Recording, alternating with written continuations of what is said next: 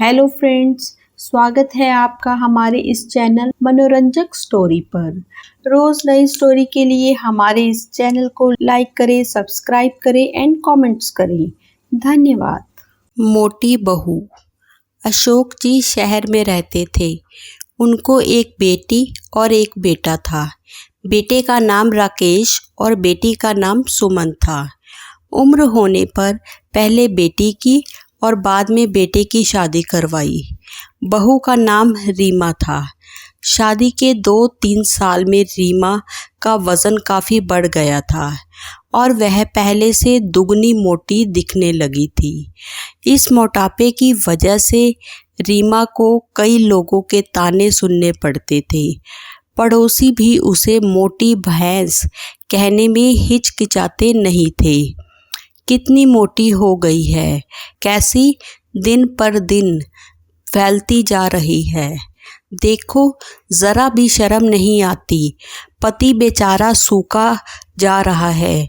यह देखो, खा खा कर कैसे मोटी हो रही है।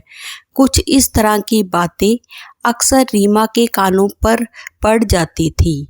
स्वभाव से हंसमुख रीमा इन बातों को इग्नोर कर देती, लेकिन उसे ज़्यादा दुख तब होता था जब उसकी खुद की सास और ननंद उसके मोटापे के लिए उसे दोषी ठहराते और बुरा भला कहती। राकेश शरीर से काफ़ी दुबला पतला था। शादी के बाद भी उसके शरीर में रत्ती भर का फर्क भी नहीं आया था। हालांकि रीमा मोटी होती जा रही थी, उसमें उसका कोई भी दोष नहीं था, बल्कि रीमा तो राकेश से भी कम खाना खाती और दिन भर घर के सारे काम करती रहती थी। अपने मोटापे की वजह से चाहे किसी काम में कितनी भी दिक्कत हो, रीमा उस काम को कभी अधूरा नहीं छोड़ती थी। उसने घरेलू नुस्खे और कई तरह के उपाय करके अपना मोटापा कम करने की कोशिश की थी, लेकिन शायद उसके शरीर के हार्मोन्स ही थे जो उसे मोटा बनाए रखे थे। राकेश को उसके मोटापे से कोई दिक्कत नहीं। वह तो बेचारा अपने बिजनेस को संभालने में व्यस्त रहता था।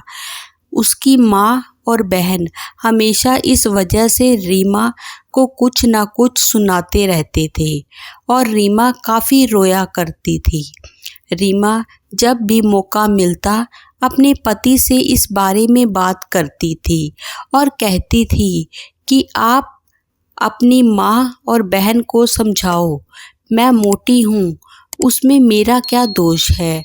पूरी दुनिया मुझे कुछ भी कहे, मुझे फ़र्क नहीं पड़ता, लेकिन जब मेरे अपने मुझे बुरा भला कहते हैं तो मुझे काफ़ी दुख होता है। ऐसे ही दिन बीते चले गए।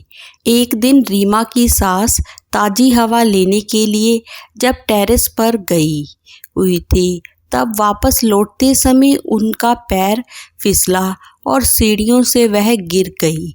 भाग्य से वह बच गई, लेकिन उनके पैर में बड़ा फ्रैक्चर आया। उनको अब एक जगह से दूसरी जगह जाने में काफ़ी दिक्कत होने लगी। बिना किसी के सहारे के वह ऐसा कर ही नहीं पा रही थी। जिस मोटी बहू को वह रोज़ाना ताने मारती थी, आज वही बहू उनका हर काम कर रही थी और उन्हें एक जगह से दूसरी जगह ले जा रही थी। उनका खुद का वज़न भी 75 किलो था, जो उनके बेटे राकेश के लिए भी उठा पाना संभव नहीं था। हमको विचार आया कि बहू शरीर से भरी पूरी नहीं होती तो आज उनका क्या होता है। रीमा की सास को रीमा के साथ किए हुए अपने बुरे बर्ताव के लिए पछतावा होने लगा।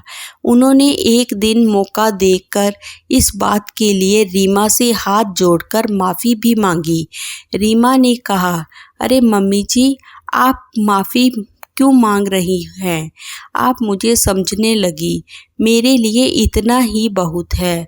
उस दिन के बाद रीमा के साथ में कभी भी उसे उसकी मोटापे की वजह से एक शब्द भी नहीं बोला, बल्कि तो उन लोगों से लड़ जाती थी जो रीमा को मोटी कहकर उसकी बुराई करते थे। रीमा की ननंद भी इस घटना के बाद उसे इस विषय पर कुछ भी ना कह सकी। खुश मिजाज रीमा अब पहले की तरह ही सब कुछ भुला कर खुश रहने लगी। दोस्तों, हमारे समाज में, हमारे आसपास आपको ऐसे कई लोग मिल जाएंगे जो दूसरों को उनके शरीर की बनावट के हिसाब से गलत नाम देते हैं या उन्हें नीचा समझते हैं। किसी की हाइट कम है तो नाटा, किसी का रंग काला है तो कालिया, कोई हेल्दी है तो मोटा, किसी के बाल कम है तो टकला। हमें ऐसी सोच को पूरी तरह ख़त्म करना होगा और यह समझना होगा कि बाहरी स्वरूप ज़्यादा मायने नहीं रखता। मायने रखता है भीतरी खूबसूरती, स्वभाव और विचार। धन्यवाद।